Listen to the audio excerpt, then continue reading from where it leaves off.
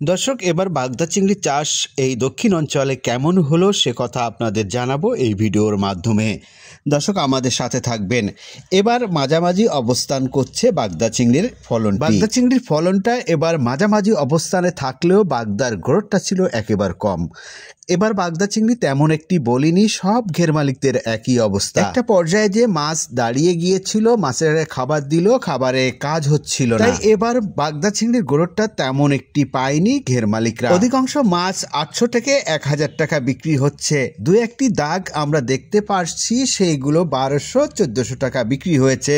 তবে এবার বাগদা চিংড়ির রেটটা খুবই ভালো ছিল, সেই কারণে বেশি অসুবিধা হয়নি। তবে গলদা চিংড়ি চাষিদের সবসময় একটু ভয় থাকে বাগদা চিংড়ি চাষ করা, কেননা বাগদা চিংড়ি যদি বাইরাজ হয় তাহলে গলদা চিংড়িও বাইরাজ ধরে। এক্ষেত্রে তেমন একটি বাগদা চিংড়ি ঘের মালিকরা চাষ করতে চায় না, তবে সংখ্যায় খুবই কম। গলদা চিংড়ির ভিতরে যদি বাগদা চিংড়ি চাষ না করা হয় তাহলে সেই ঘেরে লাভ হতে গেলে কষ্ট হয়। তার মূল কারণ হচ্ছে পুরো সিজনটা বাগদা চিংড়ি বিক্রি করে যে টাকা হয় সেই টাকা দিয়ে খাবার কিনে ঘেরে ফেলানো হয়। হাত খরচটাও মোটামুটি ভালোই চলে এই বাগদা চিংড়ি চাষ করলে। বাগদা চিংড়ির টাকা খরচ করার পরে গলদা চিংড়ির টাকাটা থেকে যায়। তবে বাগেরহাট জেলার দুটি থানায় ভাইরাজে ছিল সৈলাব, মোংলা এবং রামপাল, সাথে মোরলগঞ্জ। এই অঞ্চলের বাগদাটি তেমন একটি ভালো হয়নি।